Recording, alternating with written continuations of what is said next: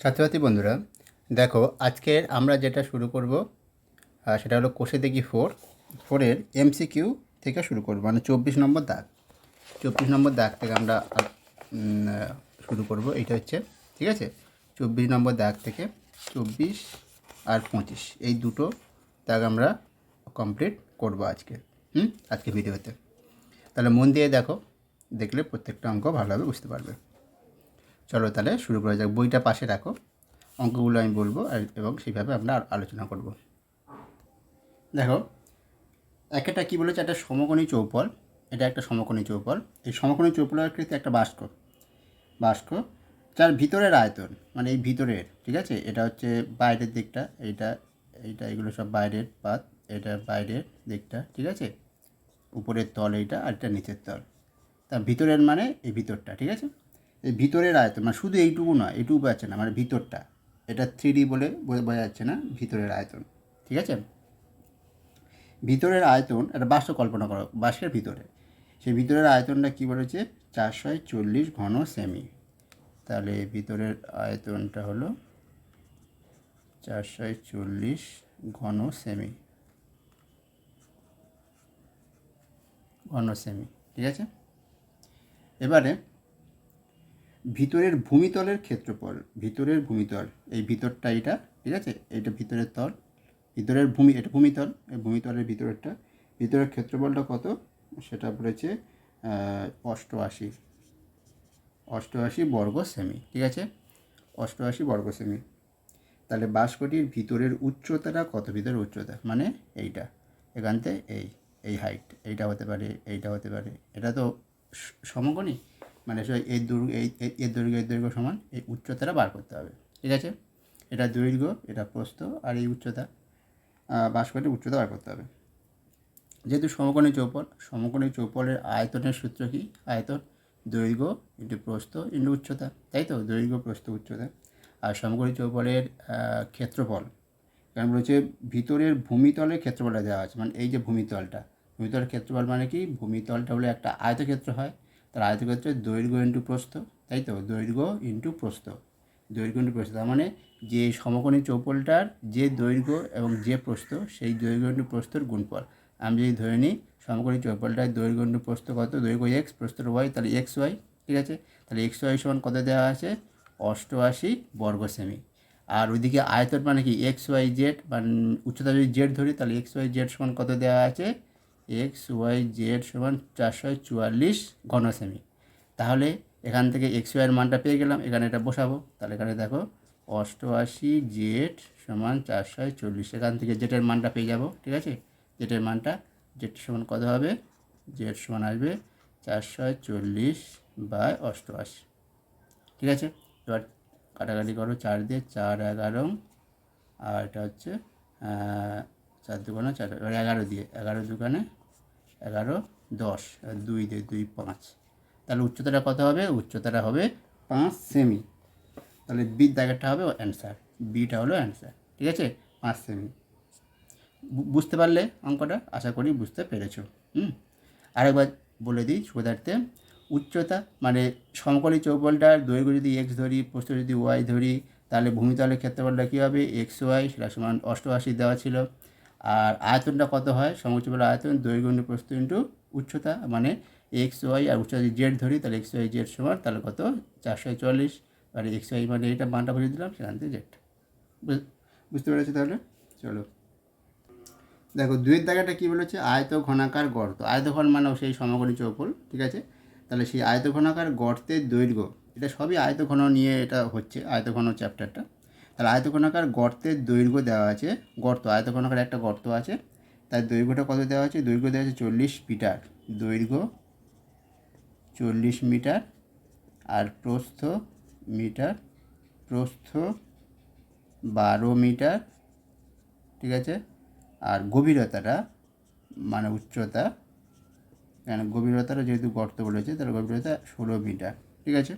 তাহলে ওই গর্তের মধ্যে 5 মিটার দৈর্ঘ্য, 4 মিটার প্রস্থ, আর 2 মিটার পুরু তক্তা রাখা যাবে, ঠিক আছে।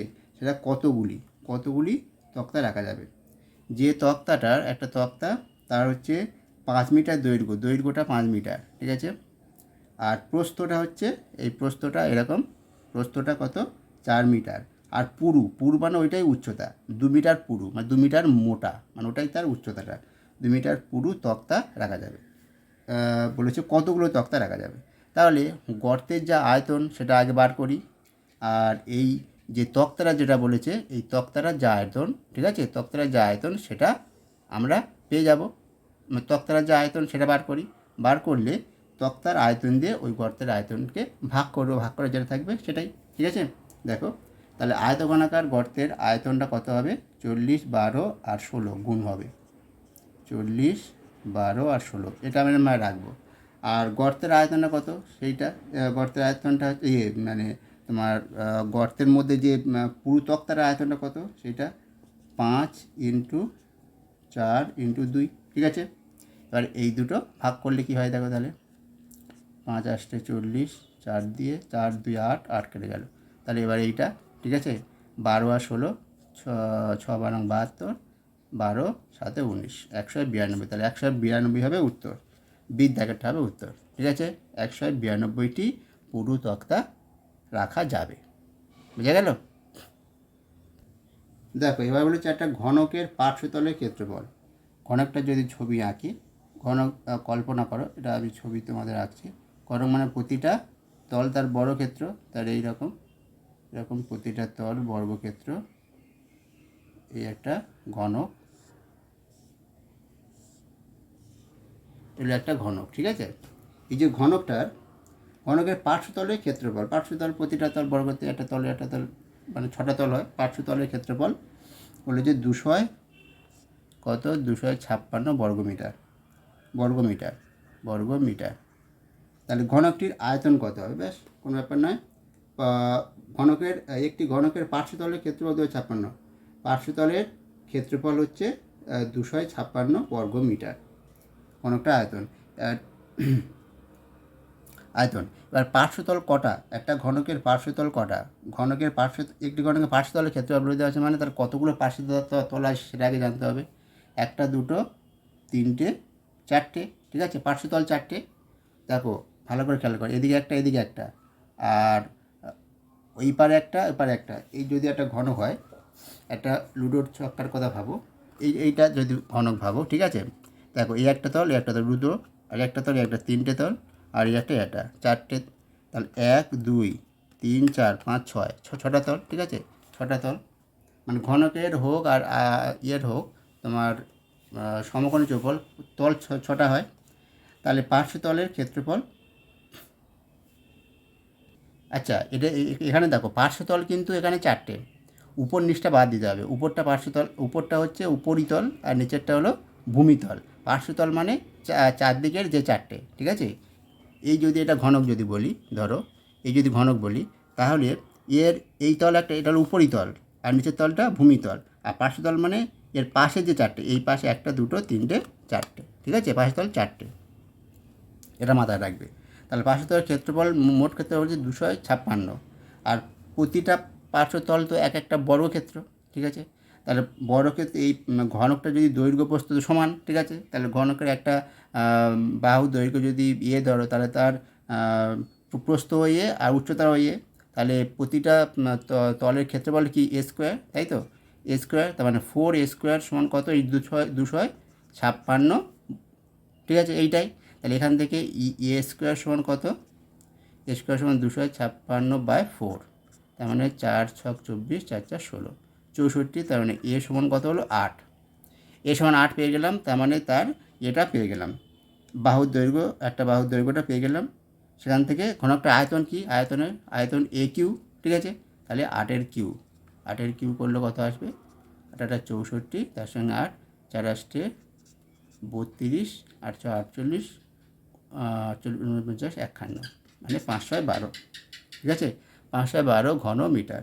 তার উত্তরটা হবে ডি, দাগেরটা হবে উত্তর, দাগে দেখো 512 ঘন মিটার, বোঝা গেল। পার্শ্বতল বললে কিন্তু পার্শ্বতল প্রথম যেটা বলছিলাম ওটা ভুল বলেছিলাম, যে 6টা হবে, 6টা তল, কিন্তু পার্শ্বতল 4টে, ঠিক আছে, উপরিতল আর নিচের তলটা বাদে। নিচের তলটা ভূমিতল, উপরিতলটা হলো উপরিতল, আর পার্শ্বতল বলতে 4টে তলকে বোঝায়, পাশের যে তলগুলো। বোঝাতে পারলাম? আশা করি বুঝেছ। এবার চলো পরের দাগেরটা।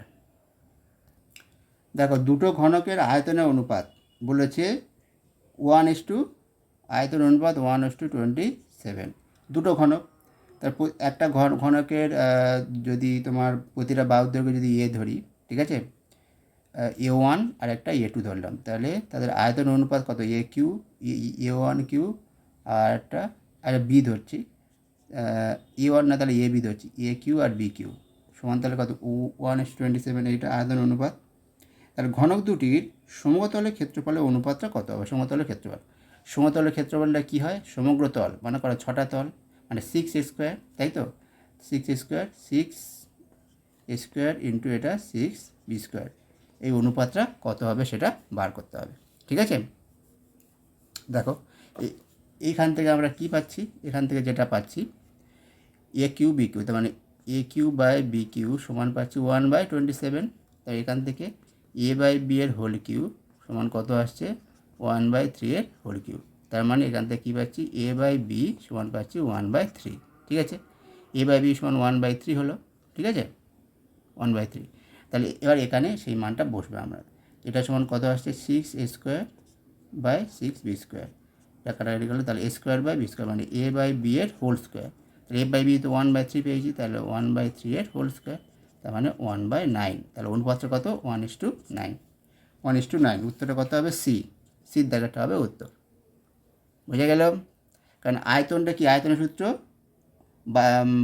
বাহুর দৈর্ঘ্য, ঘনকের একটা বাহুর দৈর্ঘ্যের হোল কিউ। তাহলে দুটো ঘনক আলাদা আলাদা, একজনের একজনের বি, তাহলে AQ BQ সমান এইটা, তাহলে অনুপাত হয়ে গেল। আর ক্ষেত্রফলটা কি? 6a² হয়, ঠিক আছে, যদি বাহুর দৈর্ঘ্য হয় তাহলে 6a², আর এটা ক্ষেত্রে বাহুর দৈর্ঘ্য তো বি ছিল, প্রত্যেকটা বাহুর দৈর্ঘ্য, তাহলে 6b²। হ্যাঁ, হলো সমান। তাহলে এর অনুপাতটা কত হবে? এইটাই চলে আসবে, মানে এখান থেকে A/B মানটা এখানে বসে দিতে হবে। ঠিক আছে, বেশ। চলো পরের দাগেরটা। এখানে তোমাদের অঙ্কগুলো করতে গেলে তোমাদের যে সূত্রগুলো আছে, আয়তন ঘনক আর আয়ত ঘনর যে সূত্রগুলো আছে, মানে ক্ষেত্রফল, আয়তনের যে সূত্র এবং তার কর্ণের দৈর্ঘ্যের যে সূত্র, সেগুলো কিন্তু সব জানতে হবে, মানে একদম ঠোঁটস্থ করে রাখতে হবে, তবে কিন্তু অঙ্কগুলো করতে পারবে। আর সেই সূত্রগুলো তোমাদের এই চ্যানেলে দেওয়া আছে ভিডিও আকারে, মানে ভিডিও করে দেওয়া আছে সূত্রগুলো সব, সেগুলো তোমরা দেখে নিতে পারো, বা বইতেও তো দেখে নিতে পারো। ঠিক আছে, ব্যাস। চলো তাহলে পরেরটা কী বলেছে দেখো, একটি ঘনকের সমতলের ক্ষেত্রফল বলেছে S বর্গ একক। আচ্ছা, সমতলের ক্ষেত্রফলটা S বর্গ একক। আর কর্ণের দৈর্ঘ্য দেখো, এই D কর্ণের দৈর্ঘ্য, এটা হলো সমগ্র তলের ক্ষেত্রফল। কর্ণের দৈর্ঘ্য দেওয়া আছে D একক। আর হলে তাহলে এস ও ডি এর মধ্যে সম্পর্ক কি? এস আর ডি এর মধ্যে সম্পর্ক কি? একটা ঘনকের বলো তো, একটা ঘনকের একটু আগে বলছিলাম যে সমতলের ক্ষেত্রফলের সূত্র কি? সমতলের ক্ষেত্রফলের সূত্র হচ্ছে কি? সমতলের ক্ষেত্র একটু দেখলাম, তার বাহুর দৈর্ঘ্য যদি হয় তাহলে কী হয়ে যাবে? আমি ধরে নিচ্ছি বাহুর দৈর্ঘ্যটা তাহলে সেটা হবে 6a², এটা সমান তাহলে এস আছে, ঠিক আছে, এইটা। আর কর্ণের দৈর্ঘ্য কী হবে বলো তো? কর্ণের দৈর্ঘ্য সূত্রটা কি? কর্ণের দৈর্ঘ্য হচ্ছে √3 ইন্টু বাহুর দৈর্ঘ্য, বাহুটা তো ধরে নিয়েছি, √3 ইন্টু তাহলে সেটা সমান দেওয়া আছে D। তাহলে এখান থেকে আমার ডি আর এসের মধ্যে সম্পর্ক পেয়ে যাব। এখানে দেখো, এখান থেকে সমান কী পাচ্ছি? সমান পাচ্ছি আমরা, দেখো, √3 D/√3 সেই মানটা এখানে বসে দেবো। বসে দিলে কি আসছে? এখানে বসালে তোমার আসছে, দেখো, 6 ইন্টু D/√3 হোল স্কোয়ার সমান S। তার মানে 6 ইন্টু D²/3 সমান S। 3 2 6, তার মানে 2D² সমান S। এটাই হলো সম্পর্ক। এখানে কোন অপশানটা দেওয়া আছে দেখো বইতে, অপশান কি আছে?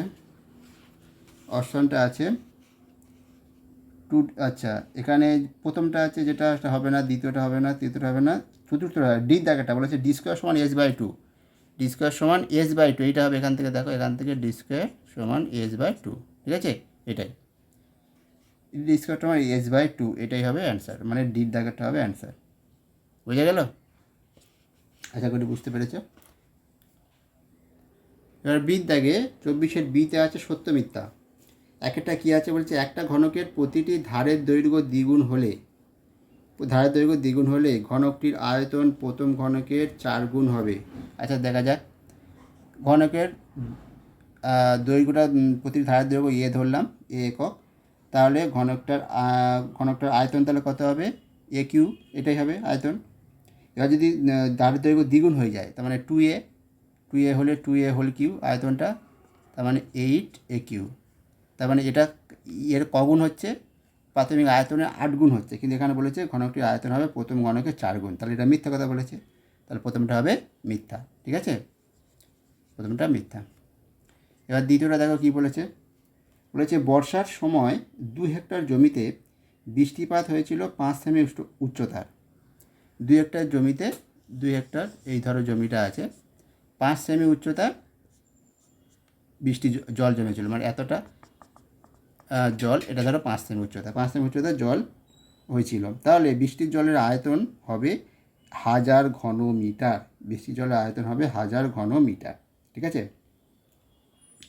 এবার 1 হেক্টর, দেখো এখানে এইটা আমাদের জানতে হবে, 1 হেক্টর মানে কত মিটার সেটা আমাদের জানতে হবে। ঠিক আছে, কারণ এখানে 5 সেমি উচ্চতার বৃষ্টি বলেছে, তাহলে আগে এটা জানতে হবে 1 হেক্টর মানে হচ্ছে 100 আর।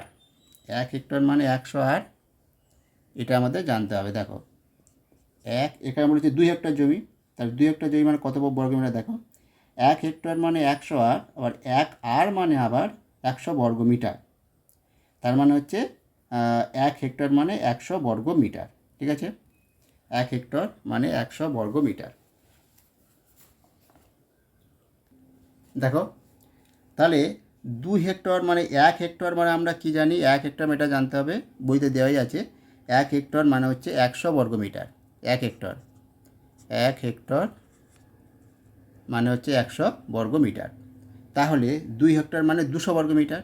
তার মানে যে ভূমিতলটা হচ্ছে 200 বর্গমিটারের মধ্যে। ঠিক আছে, যে জমিটা 200 বর্গমিটার, আর সেই জমিতে 5 সেমি উচ্চতার হয়েছে তোমার জল জমেছে, তাহলে যে কতটা জলের আয়তন তাহলে কত হবে? ভূমিতলের সঙ্গে উচ্চতা গুণফল। 5 সেমিটাকে আমাকে মিটারে নিয়ে যেতে হবে, ডেসি সেন্টিমিটার, কিলো হেক্টোডেকা মিটার, তারপরে ডেসি সেমি, তার মানে কত হচ্ছে? 1 মিটার সমান 100 সেমি। ঠিক আছে, তার মানে 1 সেমি সমান 1/100 মিটার। তাহলে 5 সেমি সমান কত মিটার? 5 সেমি সমান 5/100 মিটার। ঠিক আছে, এটাকে মিটারে নিয়ে যেতে হবে। তাহলে এটার সঙ্গে এইটা তোমার যেহেতু এটা বৃষ্টির জলের আয়তন, এটা তাহলে গুণ করতে হবে। 5/100 সঙ্গে ওই 100 বর্গ মিটার গুণ 5/100, তার সঙ্গে 100, এটা গুণ করলে এটা আমার দ্বারায় 5 ঘনমিটার হবে, কিন্তু এখানে বলছে যে 1000 ঘনমিটার। 1000 ঘনমিটার বৃষ্টির জলের আয়তন, এটা নয়, এটা হচ্ছে মিথ্যা। দেখো বুঝতে পারলে কিনা দেখো ভালো করে, আরেকবার বলছি। এইটা ধরো জমিটা, বুঝো নাও ভালো করে, এই হচ্ছে জমিটা, জমির ভূমিতলটা। ঠিক আছে, এইটা হচ্ছে জমির ভূমিতল। এইটার তোমার বলে দিয়েছে 2 হেক্টর জমি। 2 হেক্টর মানে কত মিটার সেটা আমাকে জানতে হবে, মিটার বা বর্গ মিটার। 2 হেক্টর, ঠিক আছে, 2 হেক্টর মানে কত বর্গ মিটার সেটা আমাকে জানতে হবে। আমার 1 হেক্টর মানে হচ্ছে 100 বর্গ মিটার, তাহলে 2 হেক্টর মানে 200, তাহলে এটা 200 হচ্ছে 200 বর্গ মিটার। তাহলে 200 বর্গ মিটারের সঙ্গে এই আর এর হাইটটা কত বলেছে? হাইটটা 5 সেমি হাইটে জল দাঁড়িয়েছে। ঠিক আছে, 5 সেমি মানে 5-এর 100 মিটার। ঠিক আছে, এত মিটার। তাহলে এইটা হয়ে গেল, এইটা হচ্ছে ক্ষেত্রফল, তার সঙ্গে উচ্চতা যোগ করলে তোমার আয়তনটা হয়ে যাবে। তা ওই অতটা জল, অত আয়তনের জল, তাহলে সেটা করলে কত দাঁড়ায়? দেখো 2, মানে 5 দোকানে 10 হয়, 10 ঘনমিটার। 10 ঘনমিটার আয়তনের জল তোমার দাঁড়িয়েছে, মানে বৃষ্টির জলের আয়তনটা 10 ঘনমিটার, কিন্তু এখানে বলেছে 1000 ঘনমিটার, তাহলে এটা হচ্ছে মিথ্যা। ঠিক আছে, এবার দেখো 2-এর দাগের অঙ্কটা।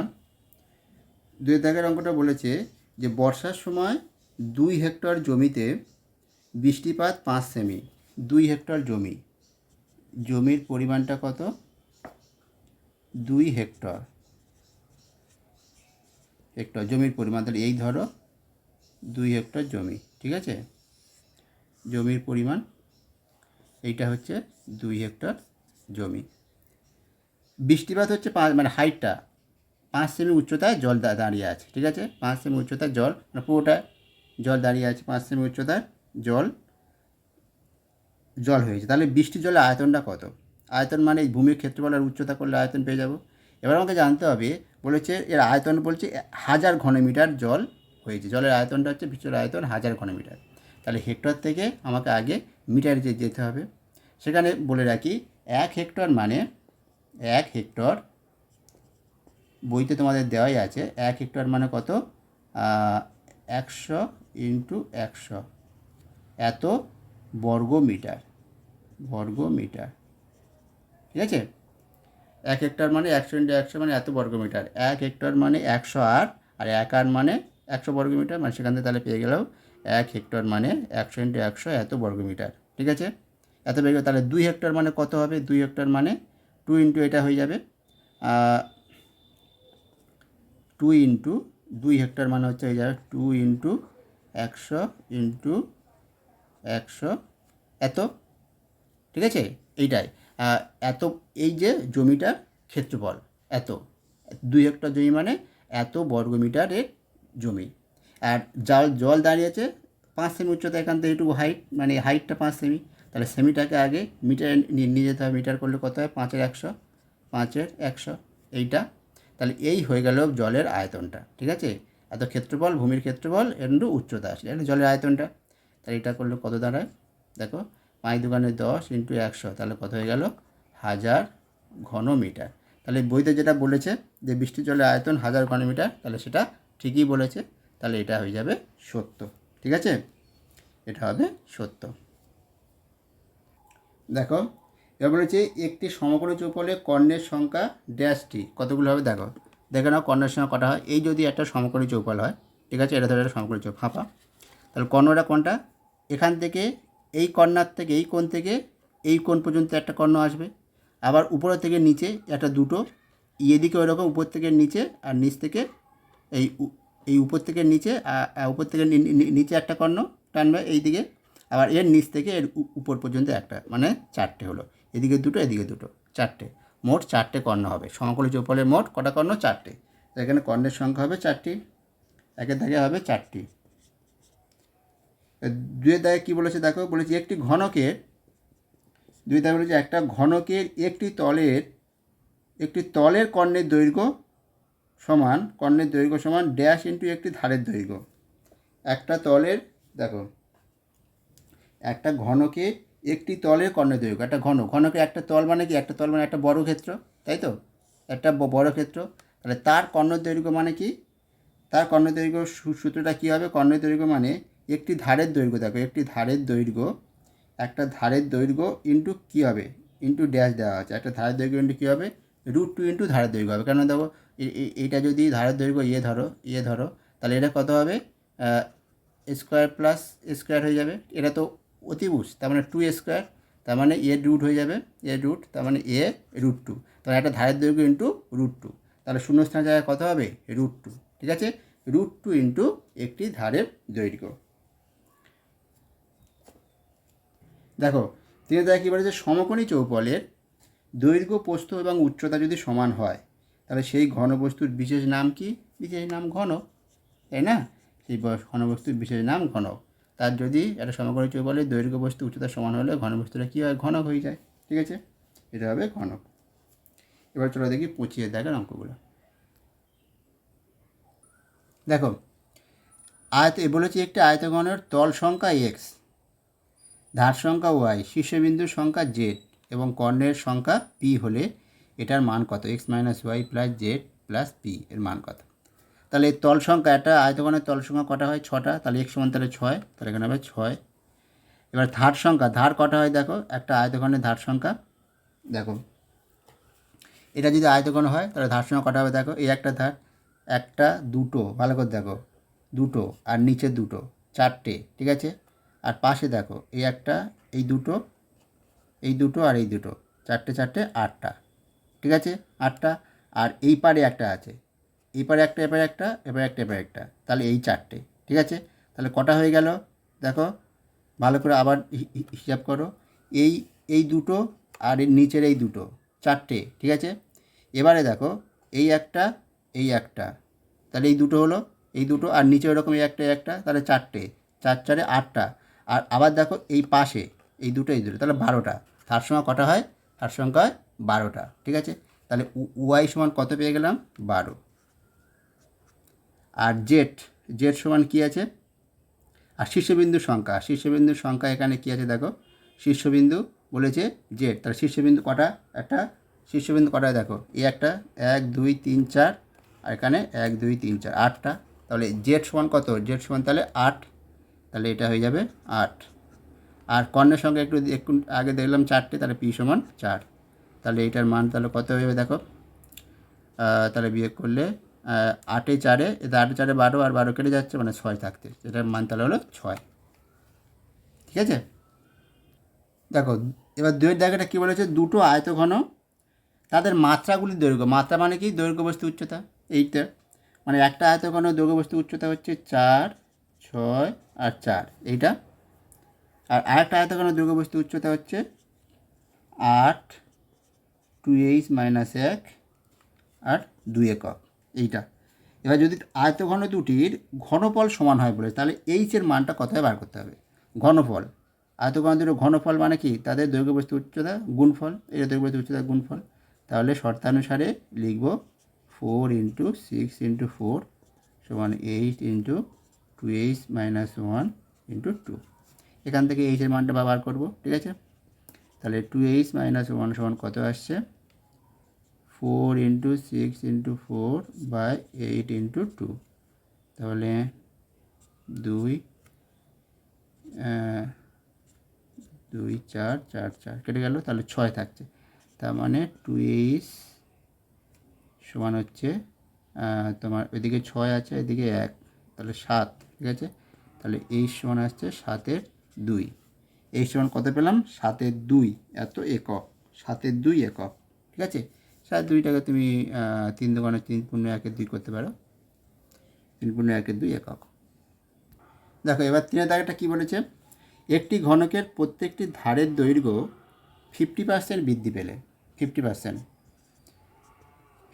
যদি বৃদ্ধি পায় প্রত্যেকটি ধারের দৈর্ঘ্য, আমি তাহলে আমাদের এখানে ধরে নিতে হবে, প্রথমে ধরে নিচ্ছি আমরা কি, প্রতিটা ধারের দৈর্ঘ্য আমরা ধরে নেবো কত? ধারের দৈর্ঘ্য আমরা ধরে নেবো যে এ, আচ্ছা এখানে কী আছে, আচ্ছা এ একক ধরে নেবো, ধারের দৈর্ঘ্য এ একক। ঠিক আছে, তাহলে 50% বৃদ্ধি এ একক হলে তাহলে ঘনকটির সমতল ক্ষেত্রফল তাহলে তখন কত হবে? সমতলের ক্ষেত্রফল, ঘনকটির সমতলের ক্ষেত্রফলটা হবে 6 স্কোয়ার, এটা হবে সমতলের ক্ষেত্রফল ধারের দৈর্ঘ্য যদি এ একক হয়।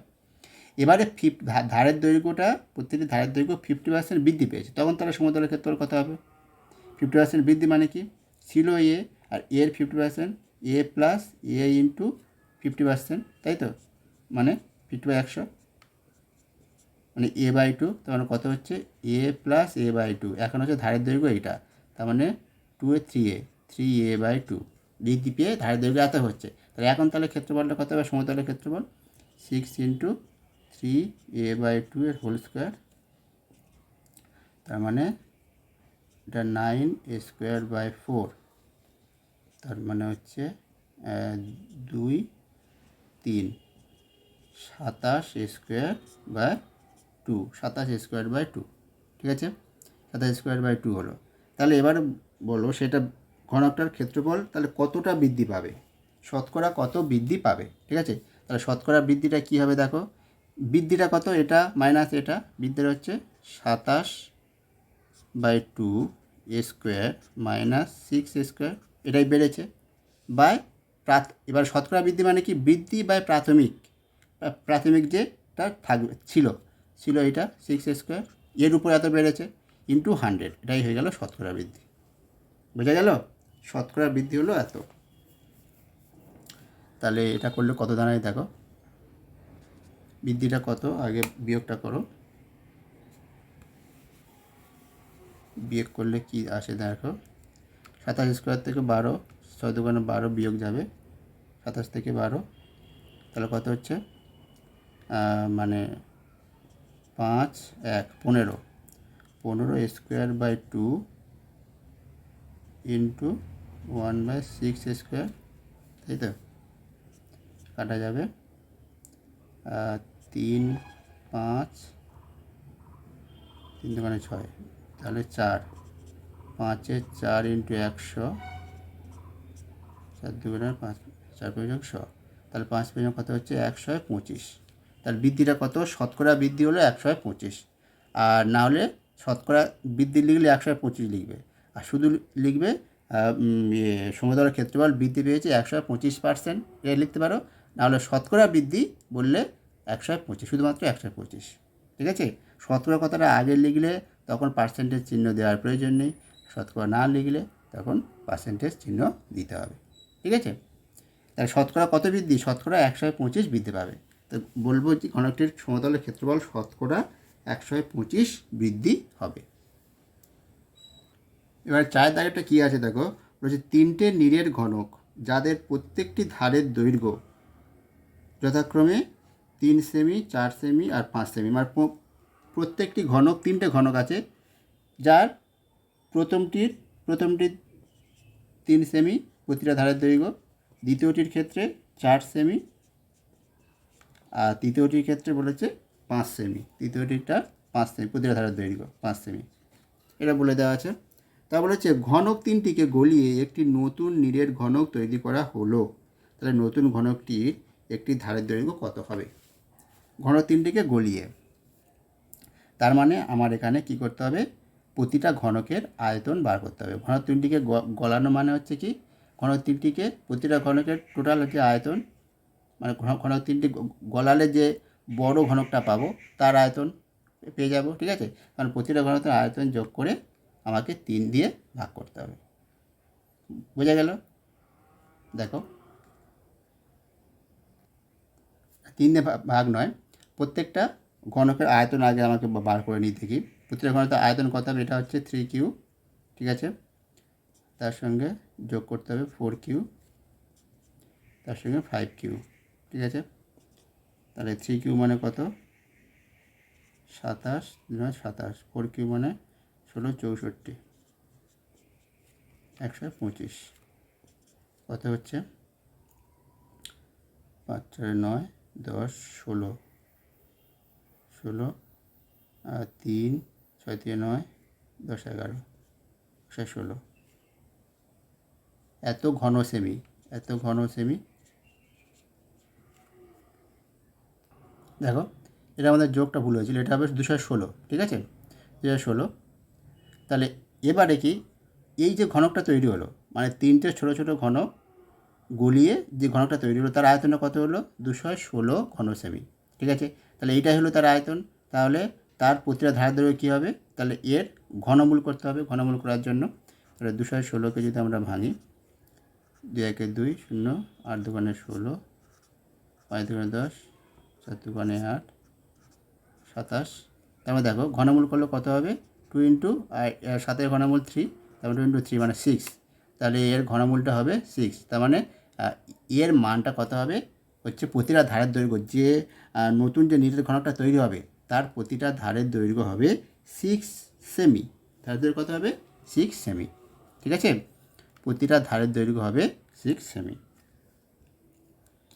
এটা লিখবে কিন্তু এটা এটা প্রত্যেকটার 3টে ঘনকের এটা লিখলে প্রথমে 3টে ঘনকের প্রতিটা ধারের দৈর্ঘ্য এইটা, তারপরে প্রত্যেকটি ঘনকের আয়তন, ঠিক আছে। প্রত্যেকটি ঘনকের আয়তন বলে এইটা একটা, প্রথমে এটা, তারপরে এটা, তারপরে এবারে নতুন যে ঘনকটা তৈরি হবে তার আয়তন বলে এদের যোগফল, সেটা ব্যবহার করলে তারপরে সেই ঘনকটার কী করবে, তোমার প্রতিটা ধারের দৈর্ঘ্য সমান এর এবার ঘনমূল পাশে করে নেবে, এইভাবে করে নেওয়ার পর ধারের দৈর্ঘ্য 6 সেমি, ঠিক আছে। এইভাবে কিন্তু লিখে অঙ্কটা করতে হবে।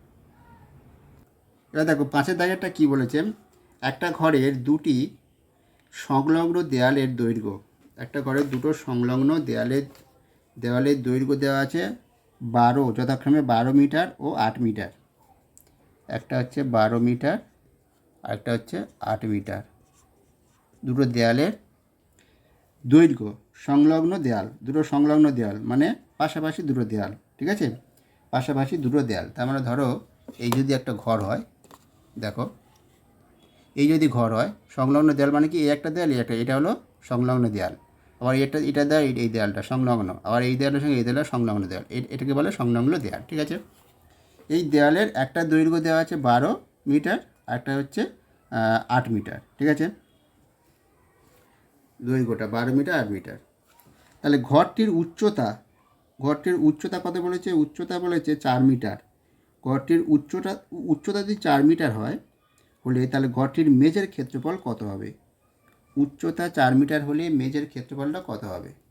যেমন ধরো এই তো যদি ঘর হয়, ঘরের সংলগ্ন দেয়াল মানে এই দেয়ালটা, এইটা হচ্ছে তার দৈর্ঘ্য। ঠিক আছে, আর এটা ধরো 4 মিটার, এই যে দেয়ালটা এটা হচ্ছে এই 4 মিটার হচ্ছে তার দৈর্ঘ্য। আর উচ্চতাটা কত দেওয়া আছে? উচ্চতাটা দেওয়া আছে হচ্ছে তোমার 4 মিটার, উচ্চতা 4 মিটার। ঠিক আছে, ঘরটির উচ্চতা মানে এই যে হাইটটা এখান থেকে এই পর্যন্ত, এই হাইটটা, ঠিক আছে, এইটুকুটা, এইটা হচ্ছে উচ্চতা দেওয়া আছে। এবার হচ্ছে ঘরটির মেঝে, এটা হচ্ছে মেঝে। তাহলে মেঝের ক্ষেত্রফলটা তাহলে কী হবে? মেঝের ক্ষেত্রফল কত? দেখো মেঝের ক্ষেত্রফলটা বার করতে গেলে মেঝের দৈর্ঘ্য চাই। দৈর্ঘ্য মানে এই ঘরটার যে দৈর্ঘ্যটা সেইটা হলে হয়ে যাবে। আর মেঝের প্রস্থ, প্রস্থ মানে এই ঘর নয়, এই যে দেওয়ালটার দৈর্ঘ্য, আর এই দেওয়ালটার দৈর্ঘ্যটা হলো এই মেঝটার কি প্রস্থ। তাহলে মেঝের দৈর্ঘ্য প্রস্থ পেয়ে গেলাম, মেঝের দৈর্ঘ্য আর এই প্রস্থ। ঠিক আছে, মেঝের দৈর্ঘ্য প্রস্থ, আমার উচ্চতাটা প্রয়োজন নেই। এই মেঝের এই যে দেয়ালের দৈর্ঘ্য, এই দেয়ালের দৈর্ঘ্য আর এই দেয়ালের দৈর্ঘ্যটা হলে আমার মেঝের ক্ষেত্রফলটা হয়ে যাবে। ঠিক আছে, তাহলে ঘরটির মেঝের ক্ষেত্রফলটা আমার কী হবে তাহলে? 12 × 8 এত বর্গ মিটার। 12 মানে কত দেখো? 8 দুগুণে 16, 8 9, 8 1 9, 96 বর্গ মিটার। এটাই হলো আমার মেঝের ক্ষেত্রফল। বোঝা গেল? আশা করি বুঝতে পেরেছ। আর একবার বলে দিই, দেখো তা বলেছে কি, বলেছিল একটা ঘরে, এই ধরে একটা ঘর, এই ঘরের এই সংলগ্ন দুটো দেয়াল, এই একটা দেয়াল, এই একটা দেয়াল, এটা হলো সংলগ্ন দেয়াল, এটা দেয়াল, এটা সংলগ্ন, এটার সঙ্গে এটা সংলগ্ন, মানে পাশাপাশি দুটো দেয়াল, তাদের দৈর্ঘ্যটা বলে দেওয়া আছে। ধরো এই দেয়ালটা আর এই দেয়ালটা বলে দেওয়া আছে। এই দেয়ালটার দৈর্ঘ্য 12, যেহেতু এটা বড়ো, এই দেয়ালটা হচ্ছে দৈর্ঘ্যটা 12, আর এই দেয়ালটার দৈর্ঘ্যটা 8। এবার তাহলে মেঝেটা কী হবে? এই যে মেঝের ক্ষেত্রফল বার করতে পেরেছে, আর উচ্চতা দেওয়া আছে ঘরটা 4 মিটার। এবারে মেঝের ক্ষেত্রফল বার করতে গেলে কি মেঝের দৈর্ঘ্য প্রস্থ লাগবে। আর মেঝেটা তো এইটা পুরোটা আয়তক্ষেত্র। মেঝের দৈর্ঘ্য মানে কি এটা মানে কি এই দেয়ালটার দৈর্ঘ্য, আর মেঝের প্রস্থ মানে কি এই দেয়ালটার দৈর্ঘ্য। সেটা তো দেওয়াই আছে, একটা 12 একটা 8, তাহলে ওই দুটো গুণ করলে আমি মেঝের ক্ষেত্রফল পেয়ে যাব। বুঝতে পেরেছো তাহলে নিশ্চয়ই? ঠিক আছে, তাহলে এই ছিল তোমাদের আজকের অঙ্কগুলো, সব সমাধান হয়ে গেল। কেমন লাগলো অবশ্যই তোমরা কমেন্ট করে জানাও, আর ভালো লাগলে অবশ্যই তোমরা লাইক দাও, আর যদি সাবস্ক্রাইব না করে থাকো সাবস্ক্রাইবটা করে নিও। তাহলে আজকের মতো এই পর্যন্ত, ভালো থেকো।